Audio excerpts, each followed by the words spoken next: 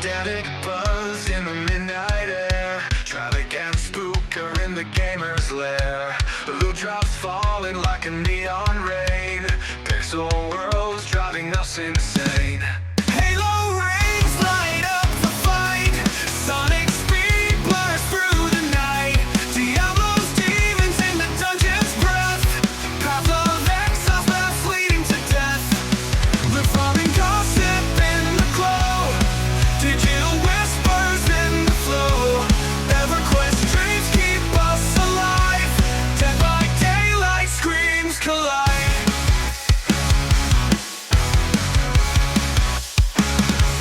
Talk of bosses grinding bones. Legends born in gaming zones. Quests that stretch beyond the frame.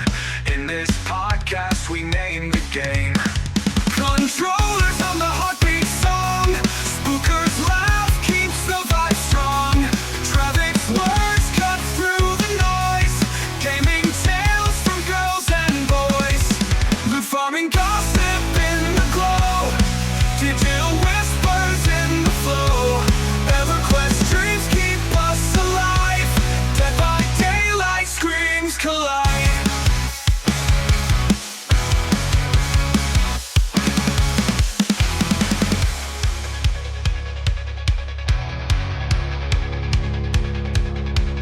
Controllers hum the heartbeat song. Spooker's laugh keeps the vibe strong. Travic's words cut through the noise. Gaming tales from girls and boys. The farming gossip in the glow. Digital whispers in the flow. EverQuest dreams keep us alive. Dead by daylight screams collide.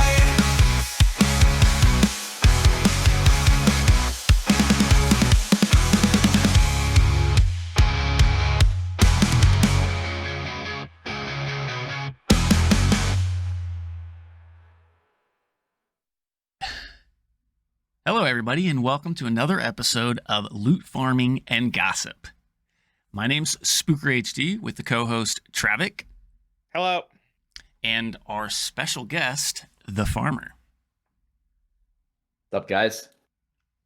So today we get to dive into your background, Mr. Farmer, and it's going to be kind of an interview, but more of just a discussion. We'll just start off with our typical question we love to ask people, and that is, what got you into video games? What's your first vivid memory that was like, all right, this is the shit. This is what I love. I want to do this. I love it. What was that first memory that sparked that I'm a gamer? You mean like as a kid, right? As a kid, like in the very beginning, as a kid, the first time, because you'd be surprised. There's some people that they never actually experienced games as a kid, and it wasn't until they were an adult that they were able to like dive into it and they just found it. But most people have that vivid memory of like, this was the game and it's what it consumed me. And it's like every time I got out of school, it was like, that's what I wanted to do. Yeah, first of all, those poor souls who didn't get to, run home from the bus stop and then jump online. I was one of them, actually, to a certain degree. My parents are like, they're Chinese immigrants. They're very strict. Like I grew up in a very strict household in a lot of ways when I was a kid. And so I wasn't actually allowed to play video games as a kid. But one of my best friends growing up, his parents were like really chill. Like they let him just play video games all day if he wanted to. And I actually do have a distinct memory of it. I was like 5 or 6 years old. And I went over to my friend, his name is Justin. I went over to his house and he was playing RuneScape. And he showed it to me, and I distinctly remember just being like, this shit is fucking amazing. Like I want to do this all day, every day. And yeah, we played that. It was just like dumb shit. And he actually ended up scamming my ass. Oh no! Yeah, because I was better than him. Like I picked it up a little bit quicker than him, and I just figured out like how to like farm gold a little bit more efficiently than him. And I had to log on to his computer in order to play. And I don't know how, like maybe like there was like some cookies or whatever. He just saw me type in the password. Yeah, he knew my account. 15,000 gold, which now is worth nothing. But at the time, as like a 7-year-old, that was like my entire life savings. I worked harder than I ever have in my entire life to get that. And I woke up one morning and it was gone. And I was like, "Do you know what happened?" And he was like, "No." And I was like, "Oh, okay." I never really thought twice about it. But looking back on it, like I was like, that motherfucker definitely scammed me, because who else would have done it? But yeah, RuneScape was for sure like the first game I fell in love with. And I mean, did you guys play that as kids or? I have never had the experience to play RuneScape. I get told almost every day to play RuneScape. Almost every You'd love day. it. Travic, you would love it for sure. I feel like it would consume my soul. I really do. You gotta have when one. I was a kid, I didn't play. Like when I was a kid, it was Diablo 2 and EverQuest. Diablo 2 EverQuest. Gotcha. So like I was on the other side. So like while you guys were playing RuneScape, I was playing EverQuest, and then like with my friends. Mm-hmm. Got you. I actually played Diablo 2 as a kid as well, because my brother, when I was a kid, like Diablo 2 was like when it had just come out, I was like 7 or 8, maybe 10. I forget. I was really young, but my brother was like 15. So like, like game like RuneScape, you can play when you're like 8 years old, and like, you can just bumble around. Game like Diablo 2, you're not really gonna pick up that easily on your own. You know what I mean? Yeah. So I had him introduce it to me, and he would just give me gear. You know what I mean? So when he stopped playing, I actually had like this crisis where I was like, how do I get items? Yeah. Like I never actually knew how to get items, because my brother would just give me the gear. I would go do like bail runs or some shit, level up a character, and then like get bored and like level up a new character, do more bail runs.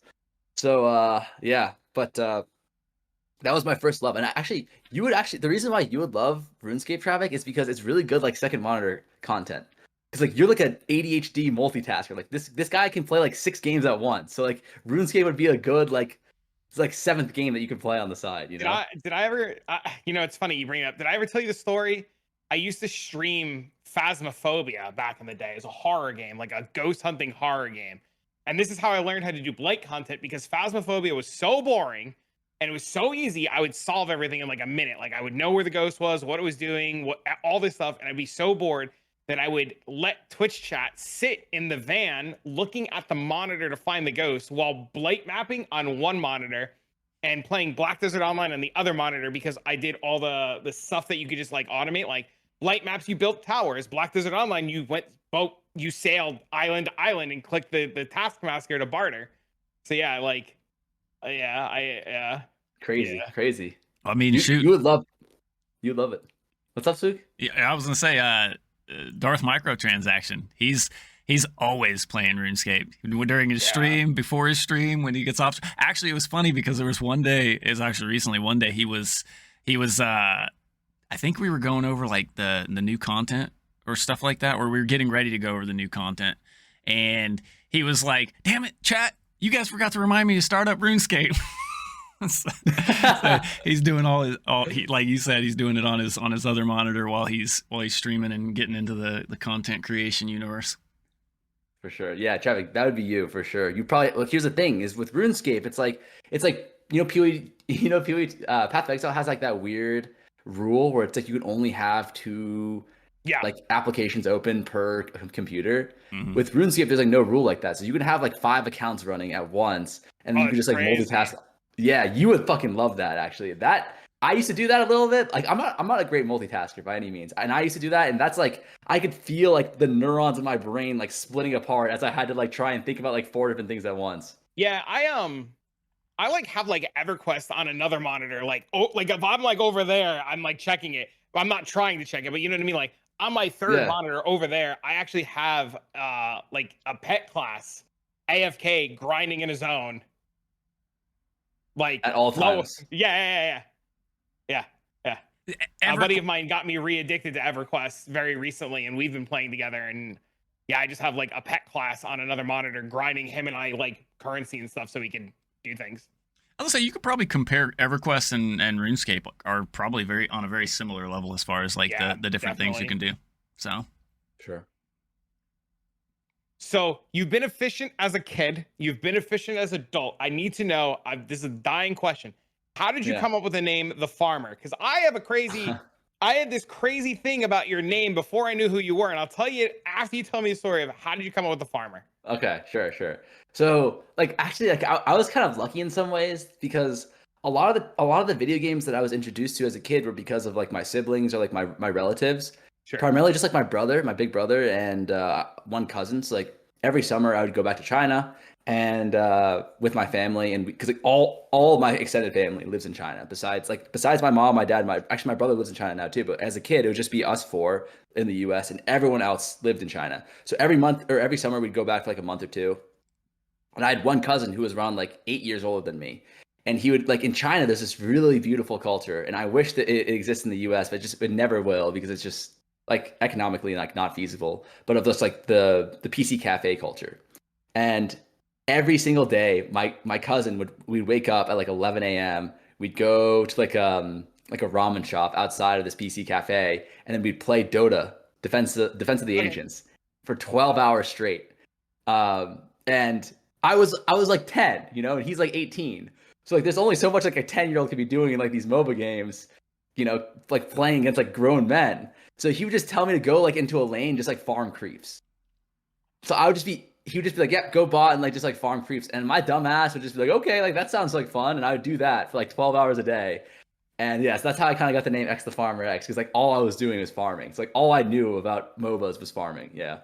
Okay, so I'm an idiot, right? I'm really bad with like putting a face to a name. So a really good example is there's a PoE streamer named Anime Princess, right? And the first time I ever met Anime Princess, I thought it was a girl because it's called Anime Princess. Turns out it's a guy, like a burly dude, like mustache, hair, the whole 9 years, completely streaming for a loop. So when you start streaming Path of Exile 2, a lot of my friends really love your content. They speak very highly of you. They think you're great. So a bunch of my buddies were like, hey man, have you met the farmer yet? I think you guys would get along. And, you know, fast forward months down the road, you and I ended up, you know, shooting the shit. Yeah. So one day, my buddy's like, oh, the farmer's on. You should go see who he is and what's going on. So I like open the Twitch directory, I scroll down, and I scroll too far, so I don't see the preview window. I just see the profile picture and the farmer. And the line of the stream is like learning how to craft, learning how to make mirror. I like learning how to make my first mirror, something crazy. And I was like, that's really cool. The guy's learning how to play the game. And I see the picture of the old farmer guy. And I didn't know that was a meme. I didn't know that was a meme at the time. I thought that was you. So imagine me thinking you're like my grandfather's age, trying to learn to play Path of Exile, and you're just like an old white farmer dude. And stream. And I'm like, that doesn't line up. I feel like that's a growing category in Twitch right now, like the old grandfather, like the grandma gaming kind of shit. Right, and that's why I was just like, oh, this is like everybody loves this dude. It's probably like everybody's grandfather, and sure as shit, you are not an old white dude. That's hilarious. Yeah, no, that's. I should change the profile pic into like a hot Asian girl then. Oh, so that Jesus.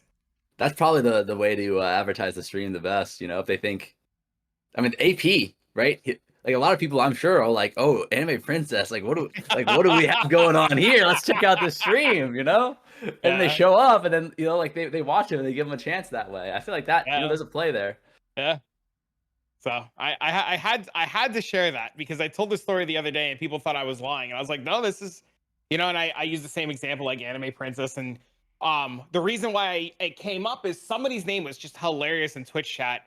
And I don't want to say the name because it was like, you know, I don't know if it's like crossing any lines, but it was like Nighttime Ritz Cracker or like something like that. And the profile picture is just like this like old, like maybe in her 30s, like white girl. And I was like, it's so funny because you're naming yourself like Ritz Cracker. And it, I got you. Connect the dots. And I thought it was really funny, and they were like, "That's me, like that's me." I was like, "Oh yeah, I'm an idiot." And they're like, "Did you think like do people not use their own profile pictures?" And then I went into the whole spiel of like, "Well, this is Anime Princess, and this is what happened, and this is my story with the farmer." Yeah, I feel like most people don't actually use their own. No, they don't. They don't. Yeah. So. That's hilarious. That was my sidetrack because it was just a deep burning question of how you became the farmer. No, I think that's a really cool thing about like, you know, internet culture is that like everyone, you know, it's like most people don't just use their name. I mean, obviously some people do, you know, but I think most people have like a random ass like backstory behind the name that they've like chosen for themselves, like their usernames, right? And I always think it's really interesting to see like where those come from for sure. So I definitely get where you're coming from. Okay, so although there's some that are just like, what the fuck is wrong with you? You know, like let's get a different name, brother. Welcome to the internet, though, right? Yeah. They always have those trolls. Why don't you share your backstory, Travic? How I became me? Well, how you became Travic. It's boring, man. But it's short. Yeah, it's short. I got into the World of Warcraft alpha, beta, like you're talking like I don't know how many years ago this is, right? And I get out of school, I got the email, I'm like, oh my god, I get to play World of Warcraft before everybody else. And I logged into my character and I clicked undead because I wanted to play undead. And I couldn't think, like I'm terrible with names, absolutely terrible with like creative names. And I just hit the random name generator, and I hated every single name, and I sat there for like 10 minutes pressing the random name generator button. And eventually I just got so frustrated, I just hit enter. And it was Travic. Yeah. I thought your name was like Travis or something. No, you know? my name's Arthur. Right? That's the reaction I get all. Yeah. I thought your name was Travis or like Trav.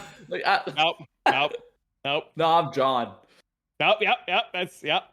I actually yep. That's hilarious. Yep. My That's fucking. The realization of what my name is great. I actually went to Spirit Halloween today with my kid, and we were driving to the store, and in the car, my son was like, "Dad," and I was like, "Yeah." He goes, "Your name's not Dad, is it?" And I was like, "I have another name," and he was like, "What's your other name?" And I told him, I was like, "Oh, my name's Arthur," and he was just like, "Are you an imposter?" He's like, "My dad's name is Dad," and I was like, Dean. That's hilarious. I've never thought of that actually. Like with my parents, I don't think I had a realization. Like obviously now I know their names, but like you're right, because as a kid you always just call your parents like mom or dad. Yeah. And then my mom, we were in the car having this conversation, and my mom called, and he was like, "Oh my god, grandma!" And I was like, "Ma, why don't you tell Dean what your real name is?" And then he had that like you see like the gears. He's turning. like, "No, yeah. you too." Yeah. That's awesome. What about you, Spooker? What's your origin? So, you scare the shit out of someone? Actually, yes. Oh, So no. growing up, there was a trio. My best friend, which became my brother-in-law after a while. Oh shit. And my other best friend that we grew up, we were in school, we grew up together. We became a trio. So it was his was Screwball because he was just a screwy oddball, right? So we came up with the Screwball nickname for him. Doobie was the doobie smoker. He was always have a doobie, no matter anywhere you go. Like he's the dude. He's got a doobie.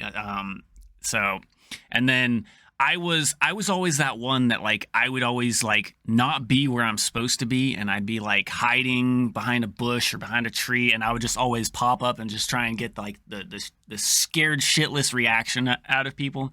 Oh. So I kind of got deemed that all right, you're Spooker. So we were Screwball, Doobie, and Spooker was our famous trio. So it's kind of stuck with me. It's funny though because those are great names, by the way. Those are great, all three. You guys sound like you're from like a TV show or like an anime. Like, yeah, well, but I didn't actually start using Spooker until, I won't say recently, but the last, when did I say, about 7 years ago? No, maybe not 7, maybe a little bit less. My online internet name started back in, I think, Halo 2, when you had to create your whole unique internet ID. I was Sector, the Mortal Kombat character, and that's the first thing I thought of when you said that. So and I was like, you know what, Sector, Spooker. I was like, at least I have a story for Spooker that kind of gives me that background information. Like, all right, like where'd you come up with it? So there that is, rather than just like copying a Mortal Kombat character. But yeah, I went through many different variations of Sector. My dog's name was Sector. My first, so my secret question answer was, what was your first pet's name? Sector. Obviously, it's not that anymore, so no need to try and dox me there. But needless to say, yeah, it was Sector, Sir Sector, and then actually my wife still uses her current name, which is what I switched from most recently, which was Sir Sector and Lady Venom, was our duo internet names. Oh, cute. Yeah, that's cute, man. Yeah. So your wife's a gamer then? Yes, she's a big gamer. Probably not as much as me, but yeah, she's definitely a gamer. She's been playing Apex since it launched, and she loves it. She still plays Apex to this day. What's that like? I've always wondered. Like I always like my girlfriend's like a complete normie. Like what do you mean normie? Like you know what I mean? Like she's just like a normal person. Like how I think 90% of our civilization lives, which is just like, oh, video games are like kind of weird. Like actually our generation, like when we were growing up, like it was like most people like I was playing RuneScape like on the school computer like covering up like the screen a little bit. And people like, what are you doing? You like alt tab really quick like nothing. But I feel like a lot of people, like especially in art, like I feel like kids these days, maybe it's a lot different now. But I feel like with our generation, it was definitely like a thing where like video games are weird. Like you're a fucking nerd if you play it. But it's like she definitely grew up in that kind of environment as well, where it's just like she just didn't play video games ever. Like the first time she ever played a video game was like actually like no, she played like Wii. I feel like it's weird how it is. Like there's some video games that are socially acceptable. Like you can play Wii, you can play like Halo, you can play like Animal 2K. Crossing. Animal Crossing, yeah, like all that kind of stuff, and it's normal. And then you're like, I play World of Warcraft, and people are like, what the fuck is wrong with you? Or like, I play Path of Exile. They're like, what? But anyways, like she's like a complete normie. Like she like the only game she played, I've convinced her to play is like Stardew Valley, Power World, like that kind of stuff. I'm starting to get her into it, but I've always wondered like that must be awesome to like have a girlfriend or like a partner who just like you can game with and like share all these experiences with. Yeah, well, it's got its ups and downs, right? Like I won't say good and bad because that's just the wrong terminology, but I would say like ups and downs. Like for example, we used to play first-person shooters. Like that was like we played together, first-person shooters. We played a ton of Apex together. We played a ton of Halo Reach together. When I was overseas,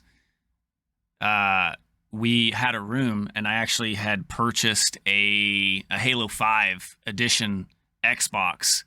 So I was playing Halo 5, and it was like as soon as I got done with my shift, it was like get back to my room so I could log on to Halo 5 so that I could, hang out with my wife, which was cool. But now, I don't know if it's just the first-person shooters don't pull my attention as much because either one, I'm just bad and I suck, or two, they're not the same either anymore. They're trying to do too much rather than the just simple like, all right, you got this objective and this team, and you go do your stuff. You don't have to push 14 keys at one time to make sure you can kind of duck and crawl underneath the obstacle without getting shot while people are shooting at you.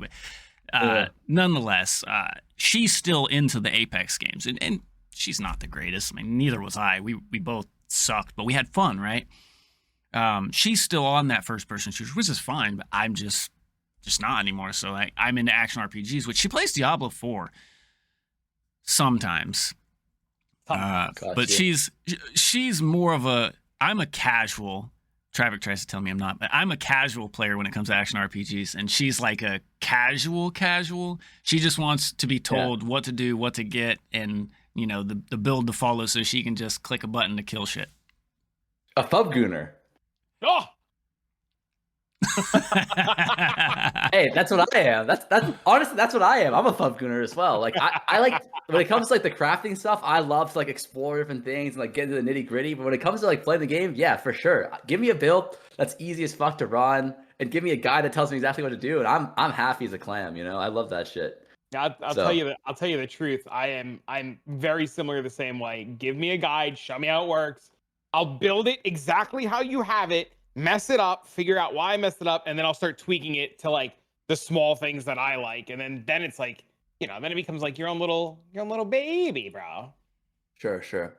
Have you done any like build crafting stuff, like, or not build crafting, like build making, like from scratch? for all of Path of Exile too. Oh yeah, you have. Yeah. Majority of the Path of Exile 2 stuff that I've done has been from scratch. The Blood Rake stuff I copied from a guy off Billy, which he figured out. Nice. But like when Path of Exile 2 dropped and Monk came out, I clicked Monk and I turned off like everything except my Twitch chat. And I would just like go and go and go and go. And then I found out like Balor Mage was playing Monk. This Russian guy whose name is slipping my mind was playing Monk. And Milky was playing Monk. And then eventually Snube started playing Monk. And we all collectively came to like the same endpoint. We just went in different ways. Like I went cold Monk, one person went lightning Monk, one went cold and lightning, one went flicker, and yeah, the whole Monk thing I started from the ground up. And point two, I clicked Huntress into the same thing. I knew I was playing Lightning Fury because we talked about Diablo 2, and I knew I was playing Lightning Fury Zon from day one, right? Yeah, So like, yeah, hell yeah. like as soon as I could put Lightning Fury on, as soon as I got to maps, I put Lightning Fury on, and it was just like figuring it out from there. And I remember trying to build Lightning Fury, and I dropped Tangle Tongue. I dropped Incorrupted Tangle Tongue to like 23% or something stupid, 2 sockets. And I'm like, Twitch chat, this thing is insane. And Twitch chat's like, no. I'm like, dude, I'm telling you this is going to be build defining. I'm telling you what you use. And they're like, no, it's insane. And I gave it to Spooker because Twitch chat convinced me that my build theory crafting. Fuck, you got gaslit. Yeah. And I gave it to Spooker, and like 8 hours go, like I log off, I go to bed. 8 hours go by, and I turn on Spooker's stream, like his VOD, to go watch the VOD. I'm curious how he's doing with it, how the weapon goes, and he gives it away. But he gives it to our mutual, which is fine. So like our mutual buddy has like this 23% Tangle Tongue 2 sockets. And I get a DM as I'm watching Spooker hand this item off. I get a DM. Tangle Tongue broke the game. Oh. Like you remember? I'm sure you remember. Yeah. And I just sat there and I said, "Motherfucker, I knew it. I was right." And you're watching all these videos of people playing with Tangle Tongue and then maps coming out and how Critical Fork's working. And I'm like, all right, what do I need to know about this weapon? And my buddy was like, 23%, 2 sockets. You're gold. You're gold. Rewinding the Spooker stream of him handing it away to somebody. I just wanted one of these. You take your glasses off. I said, I fucked up. Oh my god. Yeah. Little did he know, yeah. I gave it to the mutual to return it.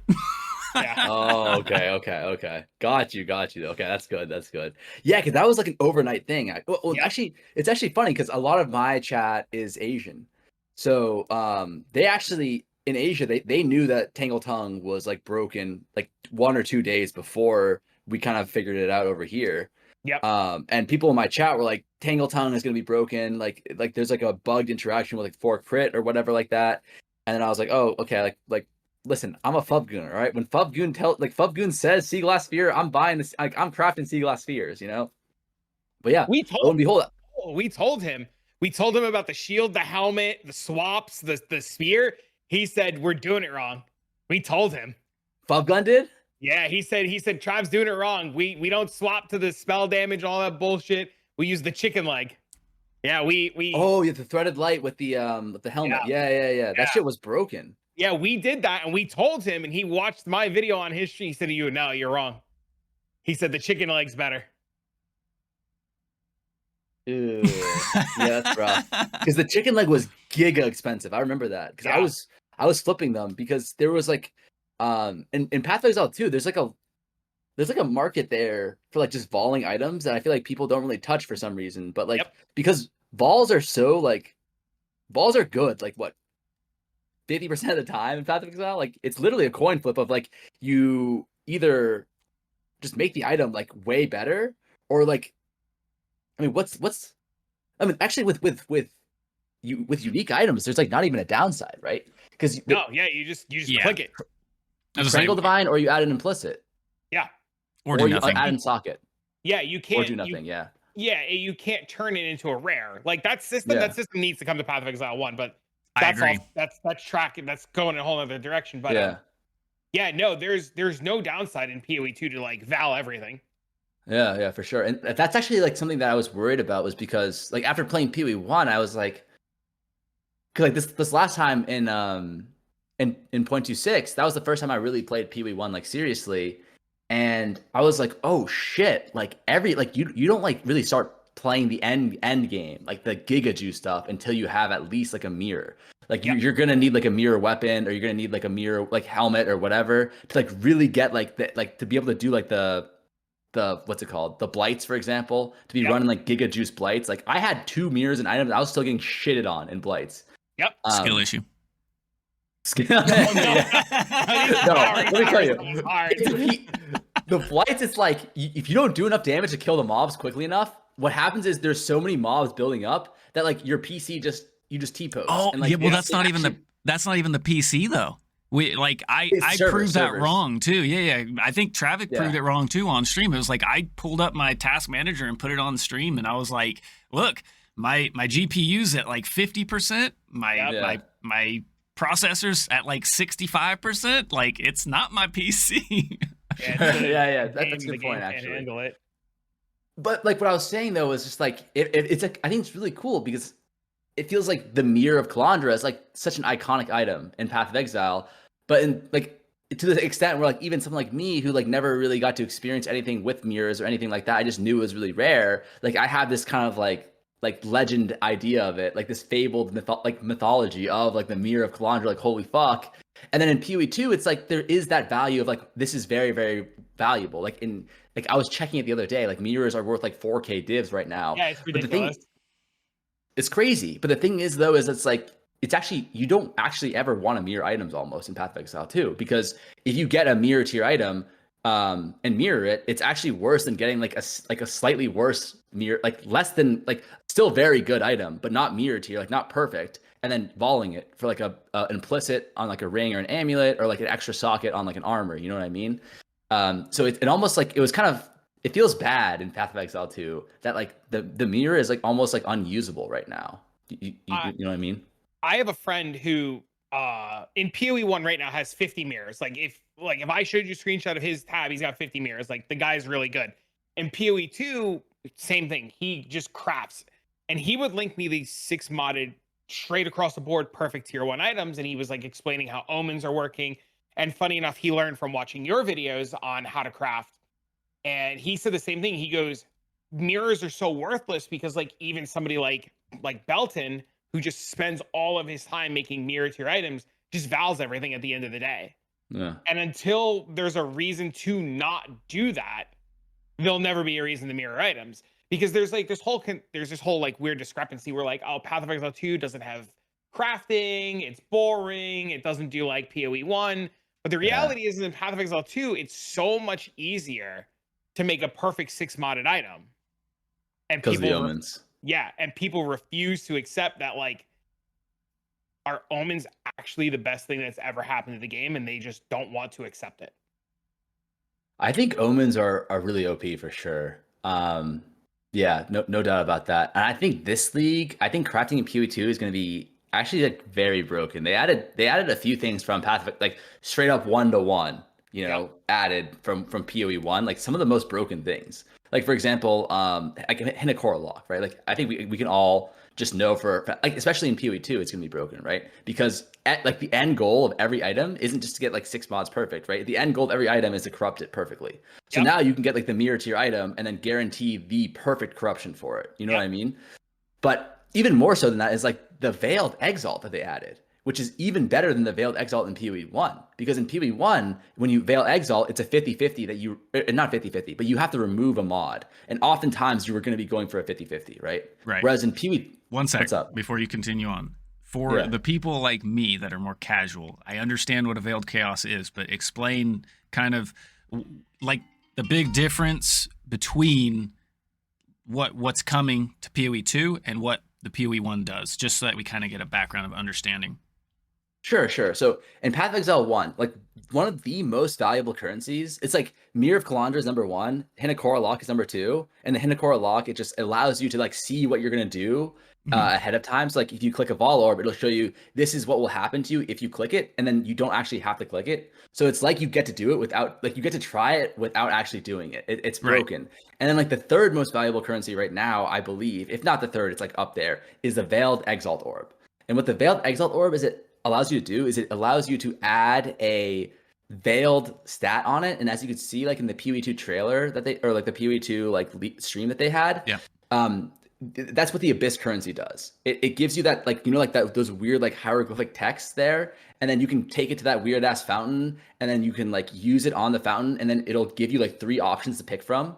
That is exactly how it works in Path of Exile 1, except like we don't know the mods, but like the reason why it's so broken in PoE 1 is there are specific veiled mods that you can only get through veiling, and these veiled mods are generally like, I wouldn't say like they're OP, but they're very good. They're better than normal mods are, veiled mods for the most part. Yeah.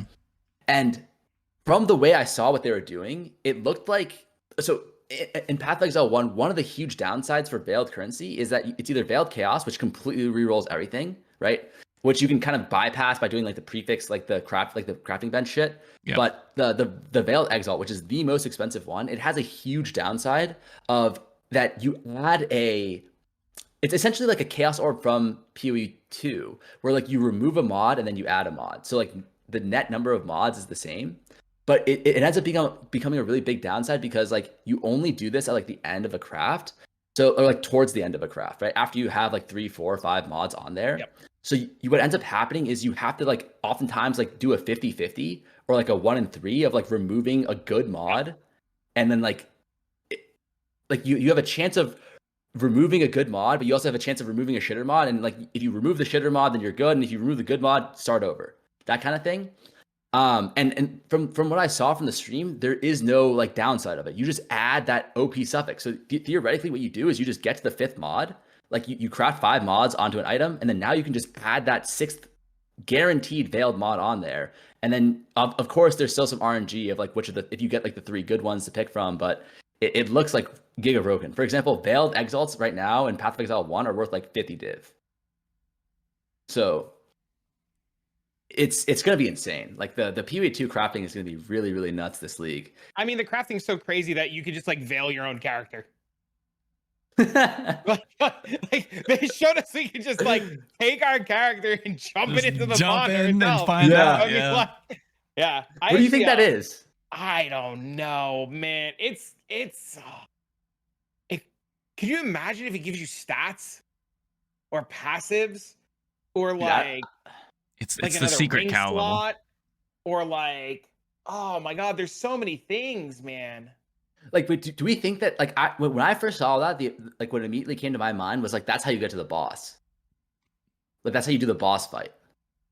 But like that would be kind of like mid, you know? Like that would be like a mid solution to it. I hope it's not that. But that was like my first thought was, okay, you jump into the pool and then you fight the boss there.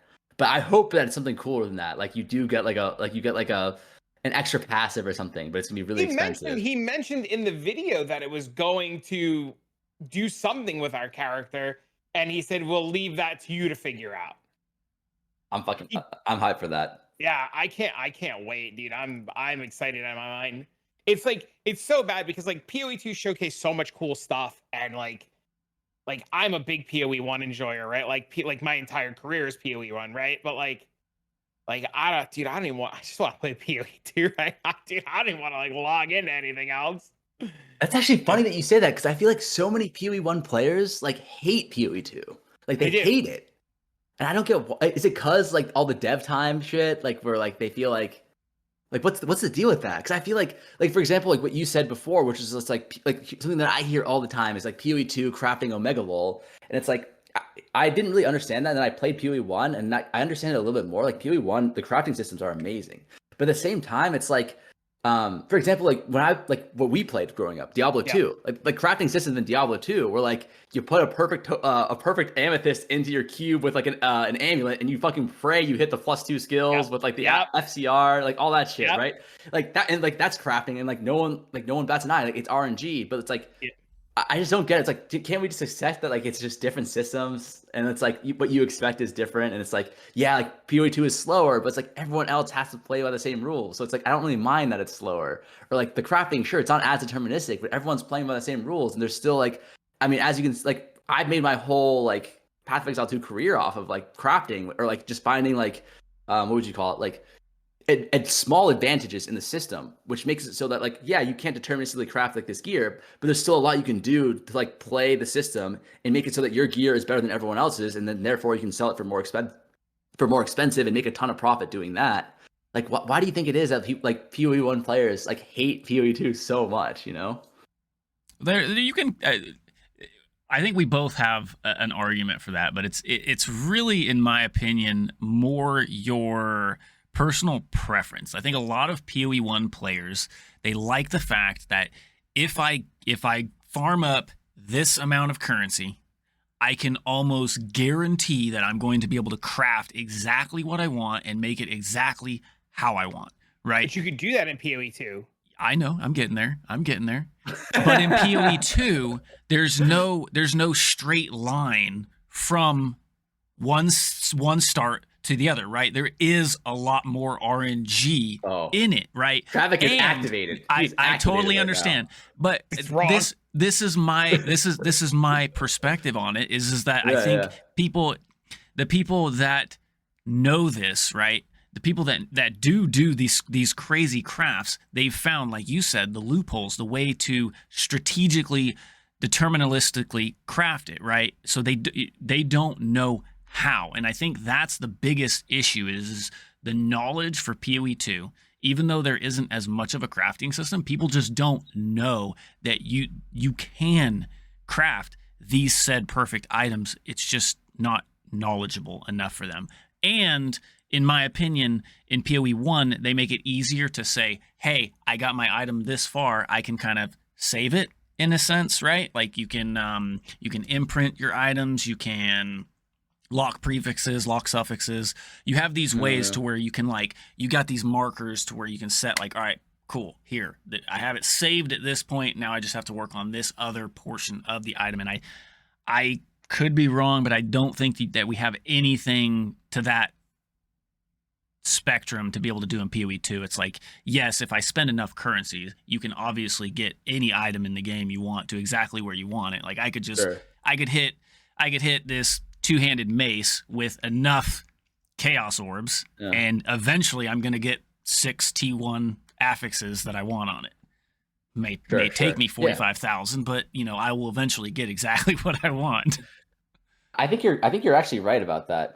That's one thing I think having actually played PoE 1 now, I definitely agree on that. Like that is the case where like it is like what Travic is probably going to say is you can definitely craft your own items in PoE 2. The issue is that like, for example, like this most recent patch, it made like omens a lot more accessible.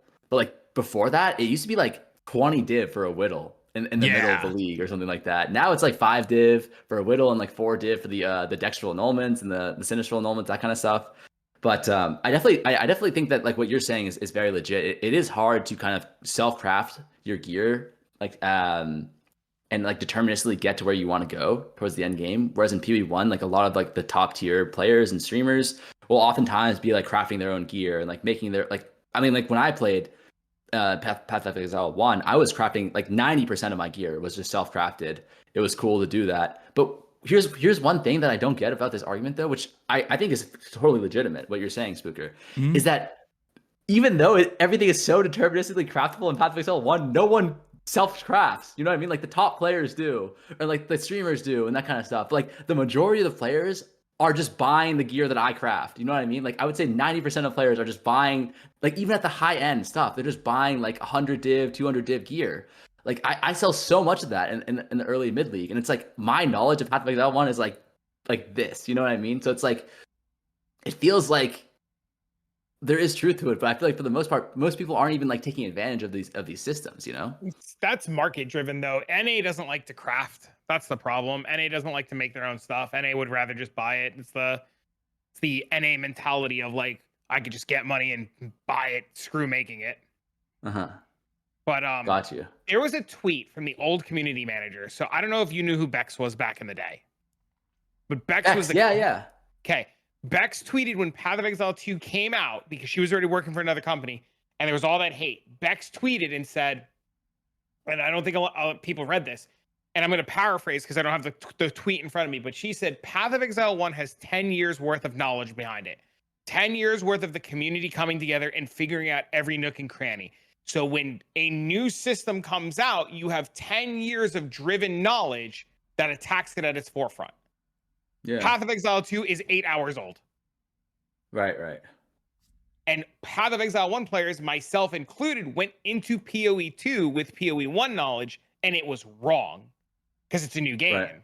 So the example that we use a lot in my community is elemental attack damage on weapons. You know, that line weapons gain, like 100%. Yeah. You would never put that on a weapon in PoE 1. Why is that? It's bad. Yeah, it's just not good. It's not a good affix. There's better affixes. There's better affixes, yeah. Like, let's go back to like Monk or Huntress, right? The Sea Glass Spear. You made it triple fizz, right? Like you'd go fizz, fizz, fizz, right? That's the logic in Path of Exile 1. Like fizz weapon is fizz roll, fizz roll, fizz roll, because you convert fizz to cold and then you scale your cold and fizz and conversions. But conversions in Path of Exile 2 are a completely different system. So we would make like percent fizz, percent wed, and then like flat X. And that would be better than anything else. Sure.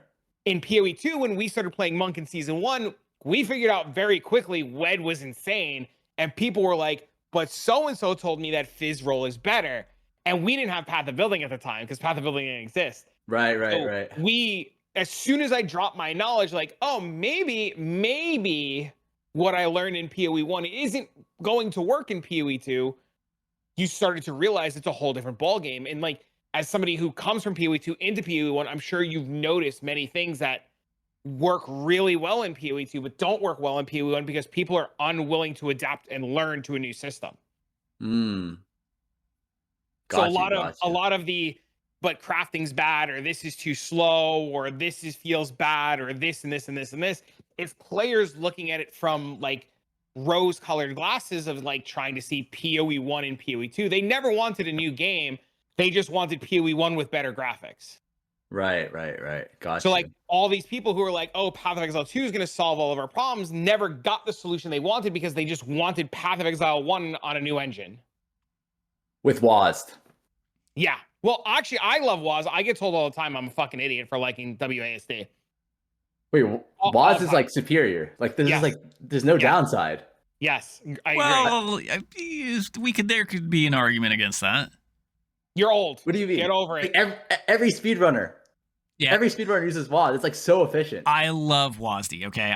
I won't argue there, but I'm an old man. I use my hands all day at work, and when I get home, it's like I still use it, but yeah, it just puts extra wear and tear on your fingers, and it can be a royal pain in your ass. And the longer you do it, there's some days where I just have to say, nope, I got to switch.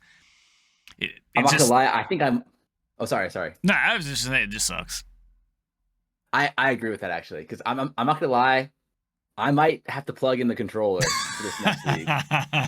I'm serious. Like these old man hands, like they can't take it anymore. Like that's not a WASD thing. That's a Path of Exile problem with how much clicking they make us do, how much extra shit we have to pick up. It's not at the end of it is like our hands hurt not because it's a WASD problem. Our hands hurt because the nature of the game forces you to make these weird movements. Right, because it's the WASD on top of the 6 skills that I have to use simultaneously with each other while trying to use WASD. So yeah, makes sense. Yeah, I think when they implement, because like actually like controller, I think is actually better because this is weird. This is a weird take. I know it's gonna sound bad, but when I was playing Path of Exile 2, I was doing like the zero to mirror challenge. I was playing a lot of like just mapping, like that kind of shit. Mm-hmm. And from my experience, controller was actually a much better experience to do maps and stuff with, especially with like certain skills. For example, like lightning spear, right? Because it has auto aim. So you're not like moving your mouse you're not like moving your mouse all over the screen, like click on things. It was like really simple like play pattern. You're just like running around throwing the spear, right? And what I figured out was that like my conclusion was just that controller was like a better experience mapping, but the issue was that like the inventory management shit and like the interfacing that you had to do with the controller is like 2 billion times worse. That even though it's, in my opinion, better for like certain parts of mapping, the other stuff, it was just such a drawback that it's like way worse. But not this patch, I don't think. I'm pretty sure they said that it's not going to happen this patch, but maybe next patch they're going to implement some sort of like combined interface where you can use like mouse and keyboard and controller at the same time. And I think that would actually have some potential. Yeah, 100%. And honestly, like that's actually a good point to bring up is the whole controller and keyboard interface. With PoE 2 being so new and innovative, right? You know, bringing WASD into the action RPG genre, I was actually shocked that they didn't get rid of that whole I have to log out if I want to switch from controller to keyboard. I've never I can understand the okay, you can't use both at the same time. I can understand that. Do I agree with it? Hell no. I should be able to use, because I actually have this this project that I'm supporting it's basically half of a controller. So what you'll be gaining is that whole concept of a controller in your left hand, which will be much more ergonomic for you as a player for any type of video game that you want. So I'll be able to use half of a controller in my left hand rather than a keyboard, and I'll be able to use my mouse with my right hand. So you get that whole. Oh, I like that. That's whole, a cook. Yeah, dude, it's been cooking for like going on like 4 years now that they've been like working you're building on. that. Like they're building it. Yeah, they're building it from the ground up, and it's called Hex Evo. If anybody wants to look into it, they're still working on it. I think they're trying to I think they have what are they, prototypes and stuff out that they're testing, and I think they have the last design locked in that they just need to get out the door. But yeah, dude, I'm so excited for that because, like you said, man, these old man hands, they just can't handle that shit anymore, and that's gonna be a game changer. It's gonna be a game changer for sure. They really ain't what they used to be. But wait, so I don't know about you personally, Spooker, but like Travic, I know you're like a PoE one, like you like that's like where that's where you've been for a long time. But you are like one of the few PoE one like content creators and people in general that seems like you might actually like PoE 2 more than PoE 1, or like you might like it at like similar levels. No, I like it way more. Oh, really? Like, way more. Explain why though. Like, I'm actually so curious because every PoE 1 like veteran I talk to is always like super negative about PoE 2, and I feel like this kind of created this like dynamic right now where it's like it's either like it's like tribalism, right? Like either you love PoE 2 and like fuck PoE 1, or like you love PoE 1 and fuck PoE 2. Like it's the stupidest shit ever. Like every single video I have, like that there is like a comment like fight going on in there being like, oh, PoE 1, like you like PoE 1, like you like clicking like a billion like shards or some shit, and then like, oh, PoE 2 crafting Lamal, like why do you like PoE 2 like you said better? Okay. So it starts at like the weirdest of things, right? So when I play, and this goes back, Diablo 2, I only click assassin. Trap? Yeah. Okay. Yeah. I only click assassin. And I always wanted martial art assassin in Diablo 2 to be good forever. I always wanted martial arts to be good. I love the idea of Phoenix Strike. I love like the Jade Talon design. I love the kicking and porting. Always wanted to be good. Years later, Diablo 2 started to make, and these mods started to make Assassin really good on the martial arts side of it. Even in Project Diablo 2 now, like martial arts Assassin is one of the best things that you can be doing. And I love that. I love the feel of a character like that. And then D3 came out. And when D3 came out, I only clicked Monk. I only clicked Monk because it was the same kind of playstyle. It was that whole martial arts, that whole like assassin style from D2, so forth and so on. So when Path of Exile came out originally back in the day, I tried to find that assassin type character never existed. When Path of Exile 2 came out, that was Monk. So right then and there, that game just, for me personally, had the class that I wanted to play. Got you. That's step one. Step two, it had WASD. I love WASD. I think WASD is fantastic. I love the look of Path of Exile 2. I think the graphics are infinitely better. I think the feel of the game is better. I love the movement of the game. I actually enjoy some of the combos, not all of the combos. Eventually, I devolved into like Lightning Spear one-shot everything or Tempest Flurry one-shot everything, but it's still a cleaner looking environment. If I were to turn on Path of Exile 2, Path of Exile 1 right now and log into any number of characters that I've played this league, it is a hodgepodge of reds, blues, and purples, and I follow and play the entire game looking at the X on the minimap. I never look at my character. I never look at the screen. I follow the X on the minimap. At the current highest levels of juicing, granted, it's not a whole lot of high level juicing in Path of Exile 2, I can still, watch my screen.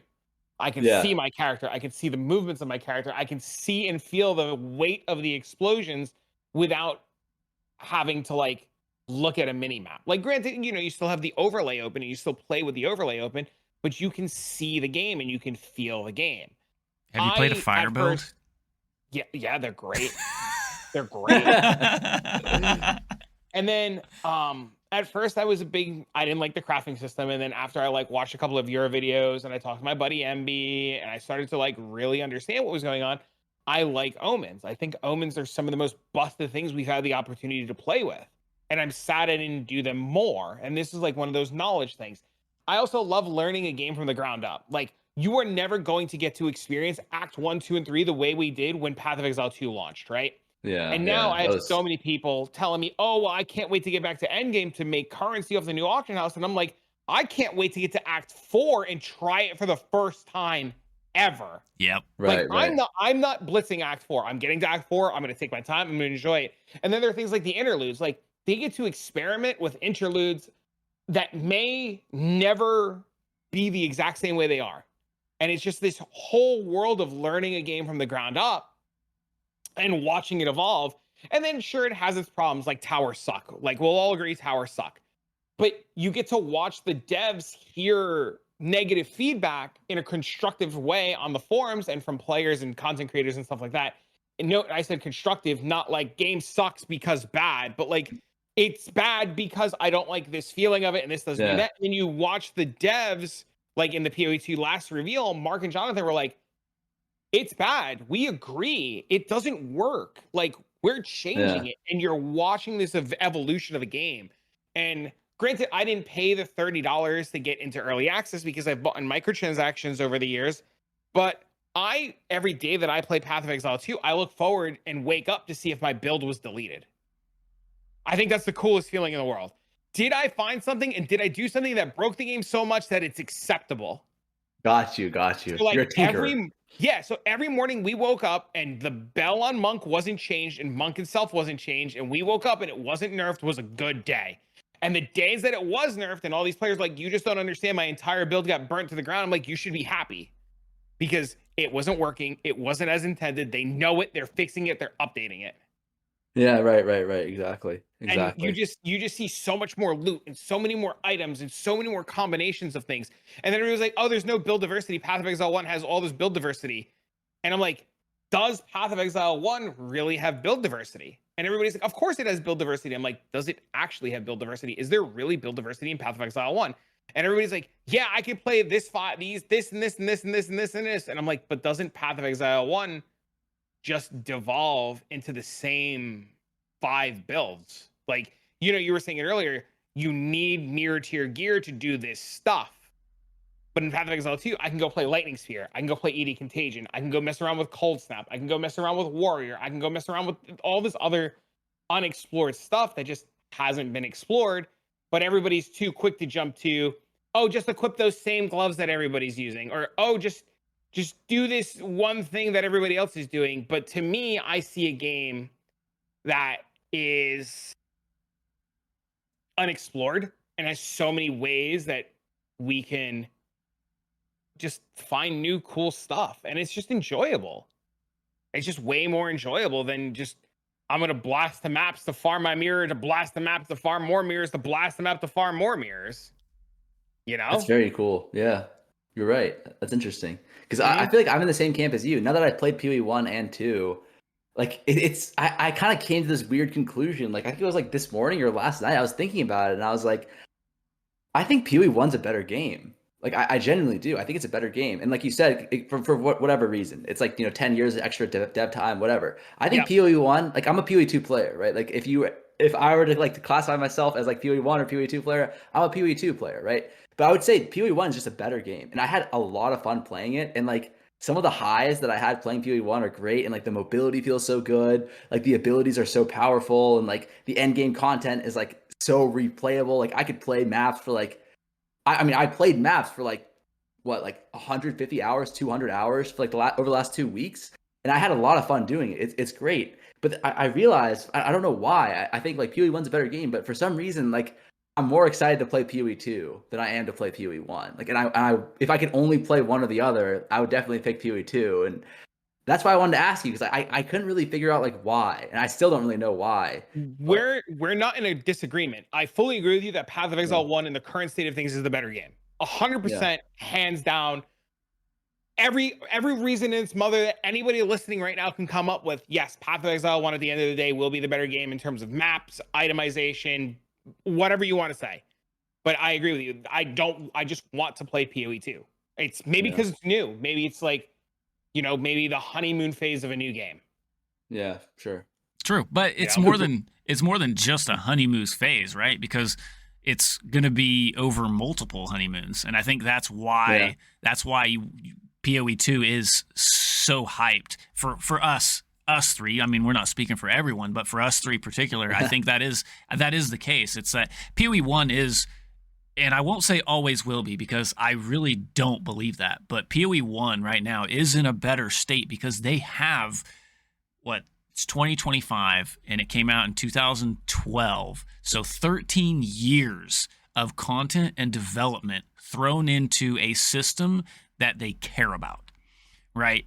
So we can only expect that PoE 2 not only will become as good as PoE 1 over the time and content added to it, but it will become better because they can mess with new things. They can try new creations. They can just do a lot more things on a new engine with new ideas that they can experiment during this honeymoon phase that we're going through right now. Multiple honeymoon phases, because like Travic said, we can log in on Friday, right? Next Friday, we can log in, and the build that we wanted to make, like we're like, oh, we theory crafted this great build, is just complete garbage. It's like, yeah, it don't work anymore. Not that it's can't be made to work, right? Because we can adjust it and adapt. Because there's 100 new notables that they said they're adding.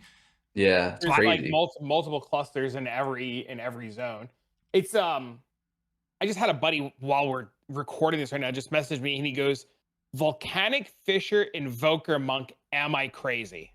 And I was like, this is what we see these like live stream reveals. I don't know about your community, but I've had more people who have been diehard PoE 2 haters come out after the last reveal and say, maybe I was wrong. Yeah. Maybe. So I don't know. Yeah. But also something else I wanted to throw out there too is like you were talking about build diversity, right? PoE 1 does have build diversity, right? PoE 2 does have build diversity. It all depends on who you ask and who you're talking to, right? So PoE 1 has build diversity, but if it has such a build diversity, like you said, why are people still clicking the same 5 builds to farm this giga-juiced content, right? And with that being said, my argument is a lot of people say we need build diversity. We need build diversity. I truly don't think that that's the case. I actually... talking to DM, Darth Microtransaction, he brought up a very valid point. I don't think even the average consumer wants build diversity. I think what we want as a whole is if we played this build last league, for example, say we played these builds in 0.2, okay, well, 0.3, we want those builds to be tuned to now we have new builds that are going to overperform those, and more of a meta shift, which I think is what made Path of Exile 1 so successful, is that these nerfs and buffs to different things after the league has made it so successful, is that they're not necessarily giving us just like build diversity. They're shaking up the meta, forcing us to create new resolutions to new problems that they create or new difficulties that they bring to the game, you know, giving us that shake to where we feel like we have diversity, but in reality, they just shifted the diversity that we have access to. So instead of the same 5 builds this league, right, we're just going to shift to a different set of 5 builds in this next league when they drop. I don't know. No, I think The Blood Mage Rake shit looks like it's going to be just fine. Oh, I think a lot of builds are still going to be viable, if not even more powerful than they were. And I think that's probably, in my opinion, that's one of the things that they do need to work on is in the end game. I believe we need that challenging content, you know, where the average player isn't going to be able to accomplish it without help. You know, whether it be paying somebody for the service to do it or paying somebody to craft us the gear, like you said, through trade, you know, instead of making it ourselves, have somebody craft it for us. I think that's one of the reasons that makes Path of Exile 1 so good in my eyes is there's certain content that, I could fork out the hundreds of hours it would take to learn it, like the freaking Maven fight. I love trying the Maven fight. I still have yet to get down that stupid Simon Says bullshit. So I just say, hey, I just say, hey, here's Target and buy a $10 Simon Says, you'll be all right.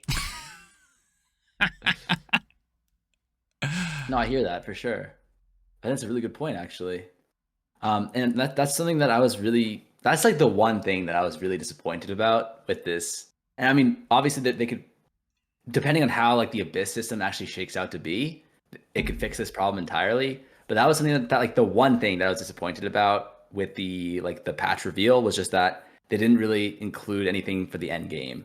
And I feel like that was the one part of the game where I felt like that needed it the most, right?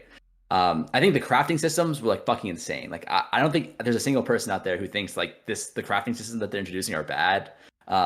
And like the perfect, for example, like the perfect currencies. That shit is the most fucking login thing I've ever seen. That helps. That's gonna make crafting so much better. Especially because like when you like layer, like you said with PoE 1, it's like whenever they add a new currency in PoE 1, it's not just like, oh, now we have this. It's like now we have this on top of this, and this. You know what I mean? So like with the perfect currencies, it's just gonna be making it perfect currencies plus like omens plus all this other shit together. It's gonna make crafting so much more accessible.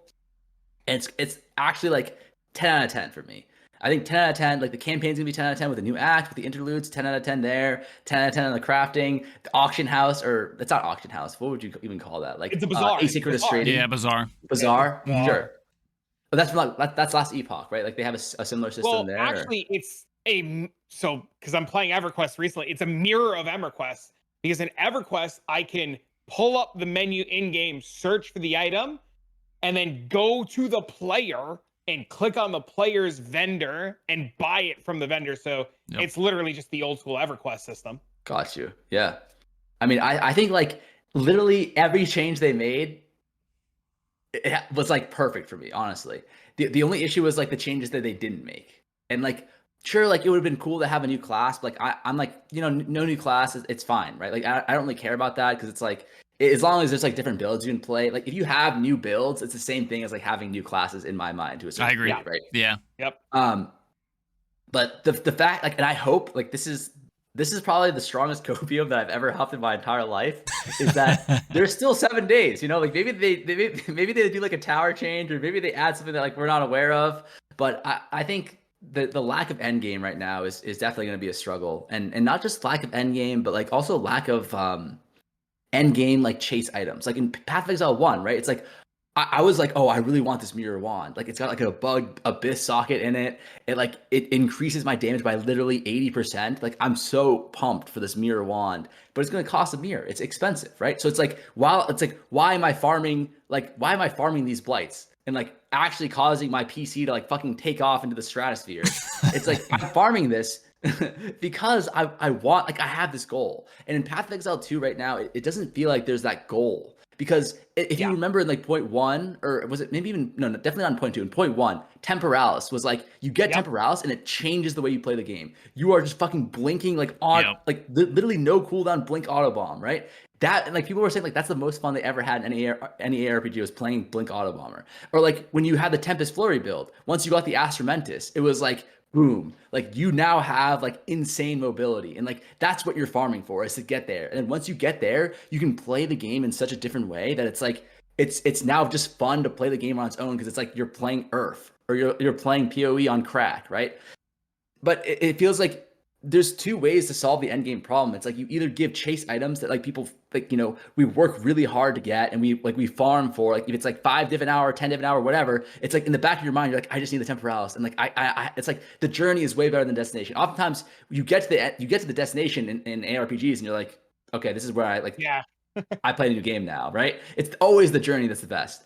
And you fix that journey problem by having like these chase items that are like giga hard to get, really expensive, or you fix it by having like a really like difficult end game that like you need a lot of other like rare gear or whatever to get to. And right now it feels kind of like, okay, you get to the end game, and if you have 100 div worth of gear, 50 div worth of gear, which honestly good players will be able to get easily in the first week, if not the first 3 days, right? You can clear all content. And on top of that, it feels kind of like, not only are like the chase items not there anymore, like the temporalis, they gutted it. Astromentis, they didn't gut it, but they gutted the build that did use it. And they also like fucked the rolls really badly, which honestly, like I don't even mind fucking the rolls. That just makes it an even better chase. But my point is, they also, sorry, what I was trying to get to was they buffed tier 0 uniques. I'm not sure if you guys were playing PoE 2 still when they did that, but they made it so tier 0 uniques are way easier to get now. So for example, the what is it called? The Ring of Calandra's Touch, right? Before they made the buff, it was 120 div. This was like mid-league, okay? Right, yeah. After the buffs, literally 2 days after, it had dropped down to 15 div. That's crazy. Yeah. I was actually going to ask if you stayed a large majority in point 2, because when PoE 1 updated and came out, like I swapped back to PoE 1 because, you know, it was all the hotness, and as a, you know, primarily at first PoE 1 content creator, I wanted to give the audience what they wanted. But I've heard that point 2 midway through is doing exactly what you said, where it just like changed the whole game. Yeah. I mean, I said this like when that patch first came out, I said like this shit is so much fun. You're dropping tier 0s like candy, but I don't think this is good for the longevity of the game, right? Because it's like if everything is too easy to get, then like there's nothing worth getting anymore, right?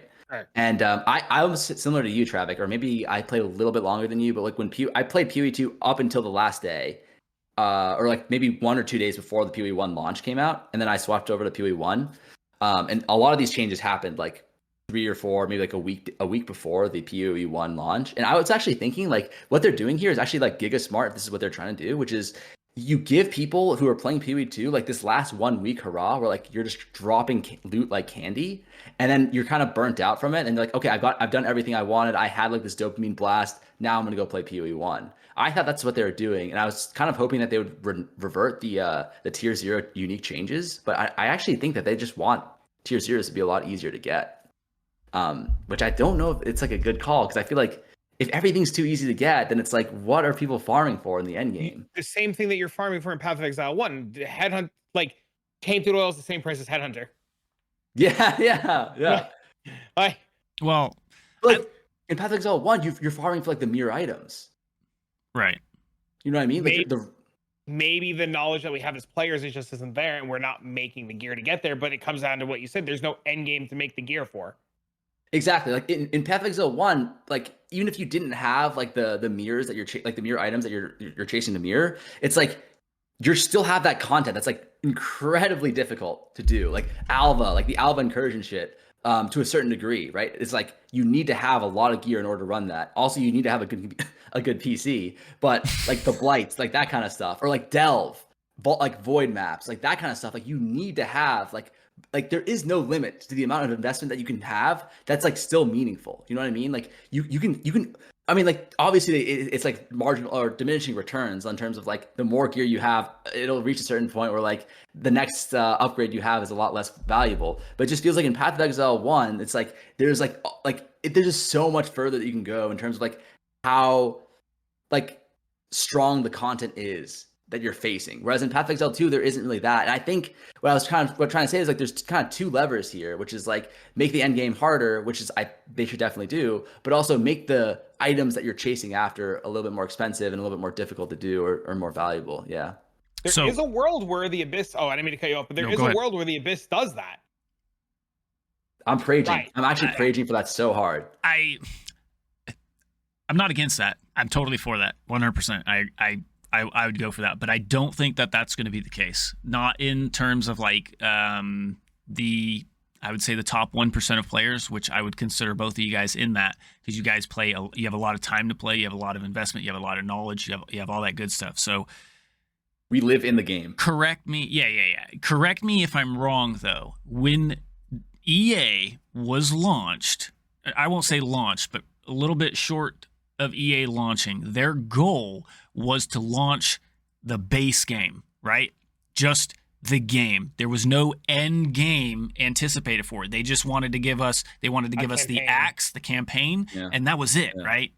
Yeah. So what I think, which is a smart move, is what you're experiencing. It's too easy. There's no chase items. I completely agree with that. There's no argument on that behalf, but I think that the scaling of the content that's currently in the game is probably not going to be adjusted until further down the developing timeline.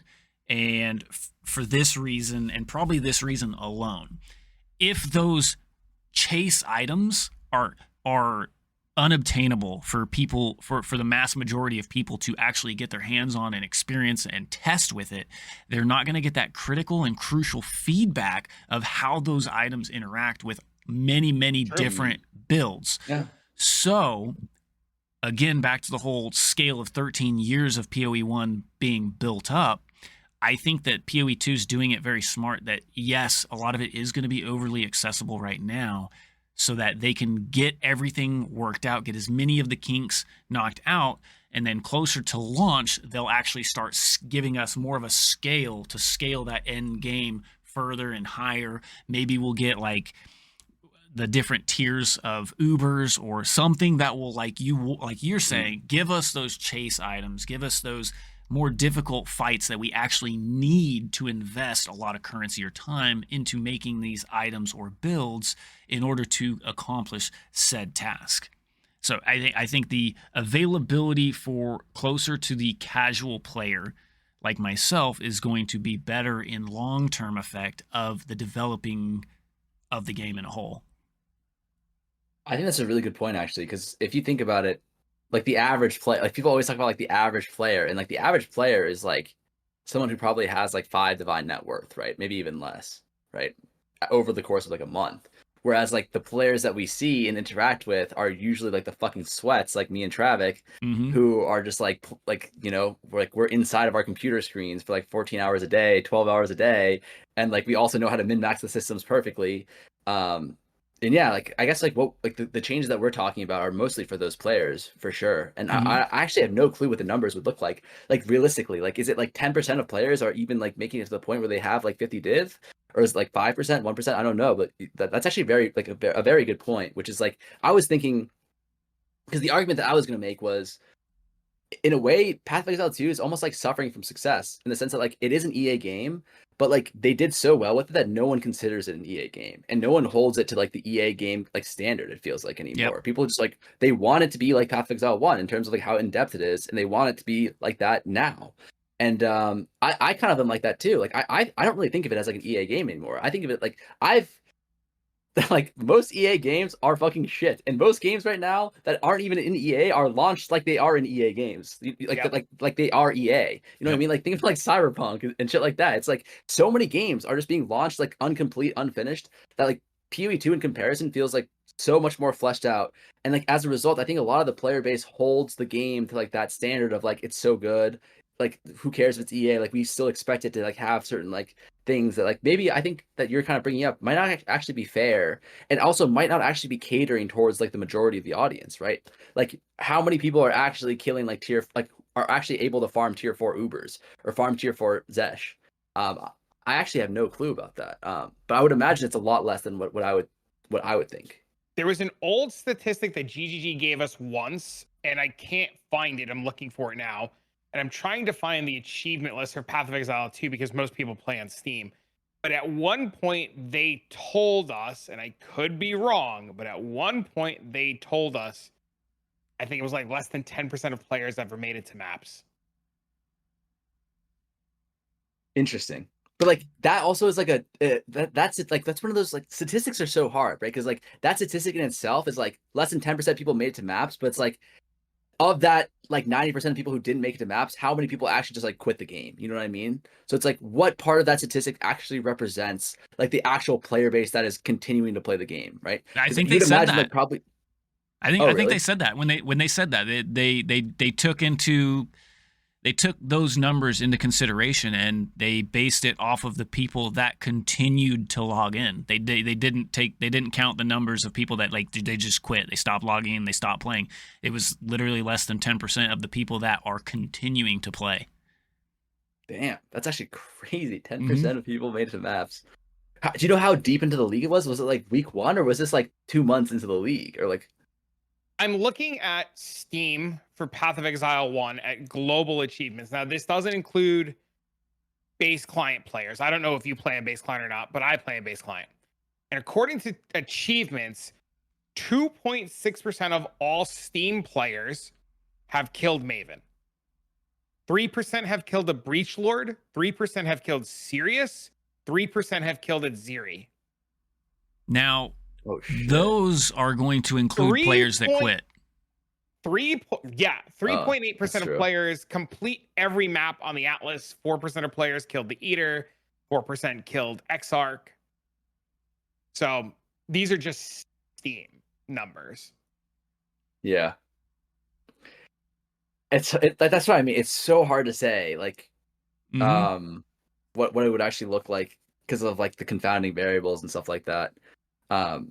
But I think Spook, you're making a really good point. Is that the majority, and I think that's what Travic is getting at too, is that the majority of players, like casual players, like Spook, you consider yourself a casual player, but in reality, like if we looked at it statistically, you'd probably be like a top 1%er. You know what I mean? I tell them the same thing. Like easily a top not 1%er. top 1, but I would I definitely would say top 10. But I can only say that because of the knowledge and stuff that I've gained through the community in the last. Sure. Oh, yeah, but that's all of us. So I wouldn't be anywhere too. near where I'm at if I didn't have people like. I've been blessed to talk to some of the smartest people in the game. Like, true. You know, like even now, like the three of us have different ideas that we can like completely learn off of each other for different things. So like, you know, it's a community game, man. Well, I'm also the one that's stubborn, and Trav will completely back me on this. Is like, just click this and do this, and you'll have no problem. And I'm like, no, I want to click this and do that, and I do that. I'm the non-meta Andy. Like I'll see a meta build. I'll like when what was it, the slashing twister build in Path of Exile 2, right, with the Huntress. When that was like discovered and a lot more people started doing it, that's when I kind of stopped. Like I was doing it, I was enjoying it, I figured it out, and everybody will say, well, you didn't figure it out, you copied so and so. You know, everybody gets to point B by starting at point A. How we get to point B can be completely different, right? You know, but the reason that everybody gets to point B is because, well, you either found out that was the best point to be at on your own, or you found it through somebody else. Regardless of how you got to point B, there's a reason why most people get to that point B. Sure. But anyways, where I'm going with that is that when everybody started doing that was the meta build, right? And that's when I was like, okay, well now I'm gonna go do something else, even though I could just like, continue to do it. Yeah. Because sure, that makes sense. It was the same reason I started my hardcore journey on the warrior, right? And not only did I start it on the warrior, I started it using armor because everybody said warrior bad, and I'm like, okay, well I'm gonna do warrior then. I'm gonna show you. I'm gonna do my best to show you that warrior's not bad. And then two. What's the worst defense is right now? Okay, well, everybody says armor bad. Armor sucks. Okay, all right, so I'm going to do a warrior, and I'm going to be armor-based. And that was my hardcore journey start. And honestly, it was great. And it wasn't too much later that, Travic, you found a crazy a crazy warrior build that like literally just deleted bosses and cleared screens away, and that was awesome. There's a guy on Billy that was playing a warrior build and one tapped the entire game. Wait, how do you research on Billy? I'm assuming you can't read Chinese, right? You just translate. I cannot read Chinese. I have a lot of friends that can read Chinese. Oh, got you. So I get messages from people like I don't know if you've seen him, but one of Local Hall's closest friends and top mods is a guy named Guitarholic. Uh-huh. And he just sits on Billy all day. It's a white dude from London. Damn. And he just translates everything all day. That's all he does. Damn. Man learned Chinese just to fucking cook up, get the freshest Path of Exile 1 build tech. But we've known this forever, right? We know that like KR, Russia, Europe and China have always been ahead of the curve in every game. Well, yeah, because they play about 25 hours a day, 8 days a week. They should be, right? I know we make the jokes, but like it's this like weird reality. Like they put in the time earlier. Like you said earlier. Instead of building my build, why build it when I could just pay somebody else to do it? And I think that's the NA mentality. It's a mentality thing, and nothing against Americans or any race. I'm not being racist by any means, but people on the Asian side of the planet, they put in the work, they learn, they figure out the mechanics, they break said unbreakable things just to prove that they can break it or do it. And it's I love that mentality. Like that's what I strive to be, is I want to be that person that can put in that time, put in that work, and actually make something before others. I love that.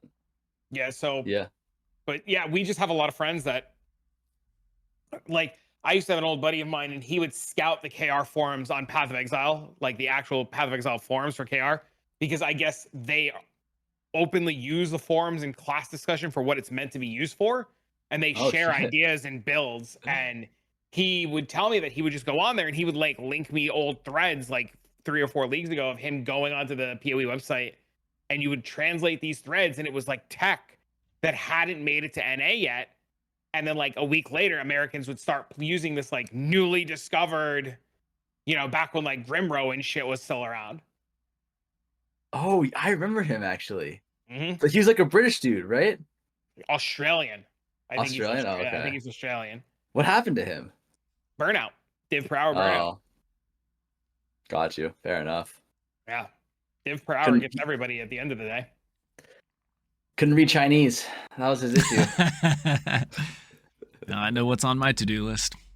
Yeah. I'll tell you, I spend a lot of my, like, not a lot of my time, but like if I'm like building something and I hit a wall and I like start doing research on how to like get over it, I will look to see if any of like the KR or Russian players are playing when I'm playing and what they did different.